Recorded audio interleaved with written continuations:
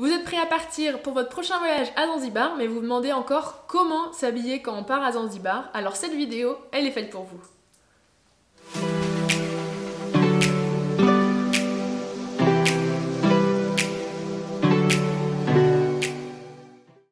Avant de commencer, n'hésitez pas à lâcher un petit pouce bleu, vous abonner et surtout activer les notifications pour pas louper les prochaines vidéos. L'archipel de Zanzibar, qui est situé en Tanzanie et plus précisément dans l'océan Indien, il bénéficie vraiment d'un climat qui est tropical et qui est agréable toute l'année. Alors il faut quand même savoir qu'il y a deux périodes de pluie, deux saisons des pluies. La première, c'est la plus grande saison des pluies qui se trouve entre mars et juin. Et la seconde, une plus petite période, se situe entre le mois de octobre et le mois de décembre. Voilà, gardez quand même en tête que toute l'année, le temps est vraiment très correct en Tanzanie. Le mois le plus froid, c'est le mois de août, avec environ 20 degrés, et le mois le plus chaud, c'est le mois de février, avec des températures qui vont jusqu'à 36 degrés. Peu importe la saison à laquelle vous allez vous rendre sur Zanzibar, les tenues vestimentaires ne sont pas forcément différentes d'un mois sur l'autre.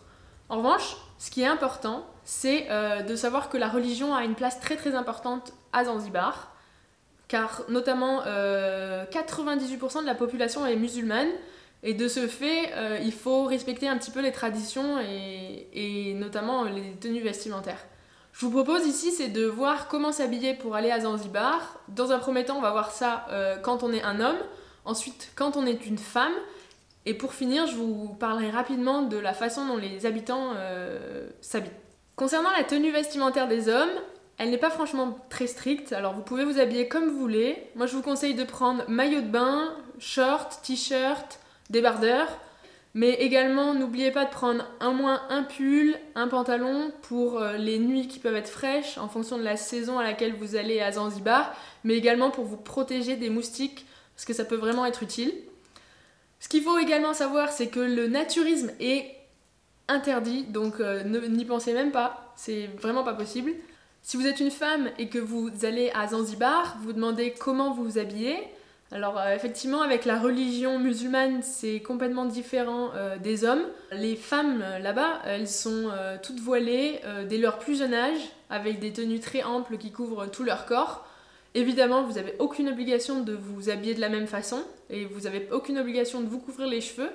Mais généralement, ce qui est conseillé aux touristes, c'est de se couvrir au moins les épaules et les genoux, surtout quand vous êtes dans les petits villages, qui n'ont pas forcément trop habitué à avoir trop de touristes, ou alors même quand vous vous baladez à Stone Town, dans les marchés ou dans des endroits vraiment typiques des locaux, des fois il vaut mieux se couvrir un petit peu plus pour être laissé tranquille et voilà, vraiment pas attirer les regards.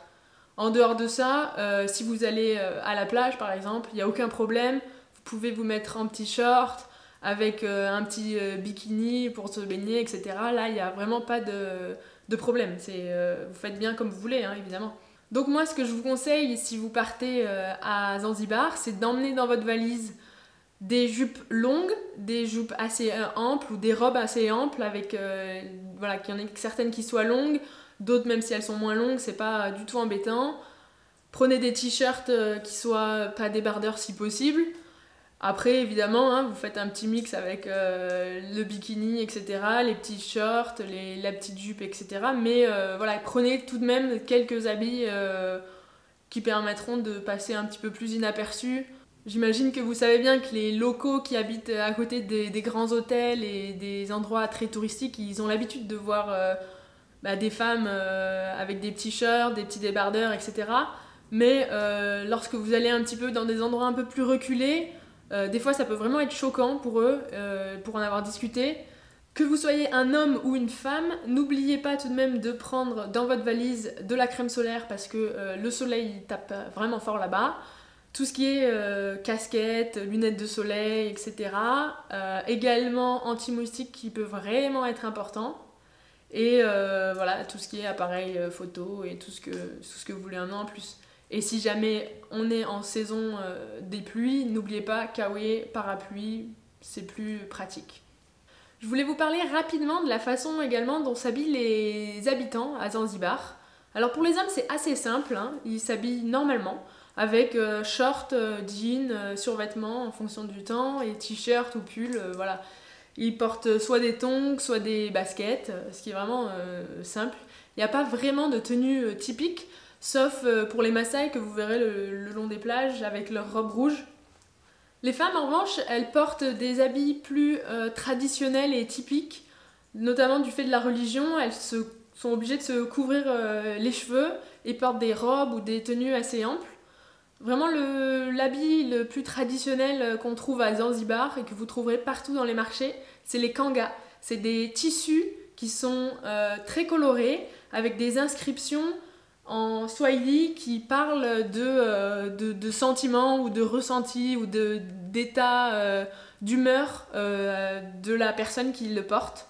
Donc le kanga, c'est un tissu très coloré que lorsque vous l'achetez, vous pouvez le couper en deux et il y aura une partie qui servira pour faire une jupe longue jusqu'aux chevilles et l'autre partie qui servira à la fois à cacher les cheveux et un peu le corps, le haut du corps.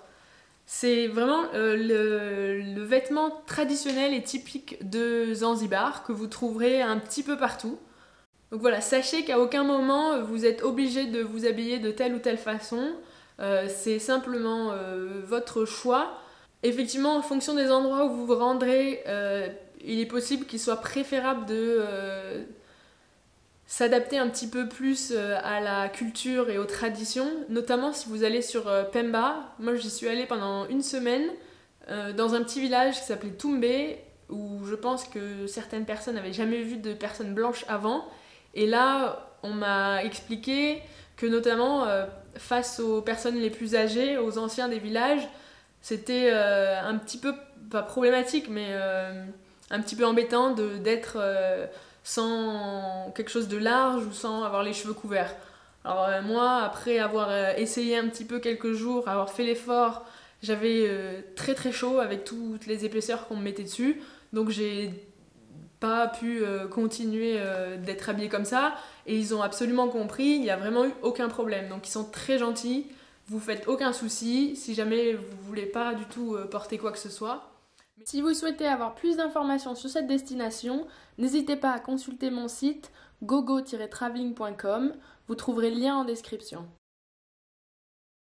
Voici quelques images de ma vidéo tournée à Zanzibar, n'hésitez pas à la regarder, vous trouverez le lien en description, et surtout, abonnez-vous pour pas louper la prochaine vidéo. À bientôt!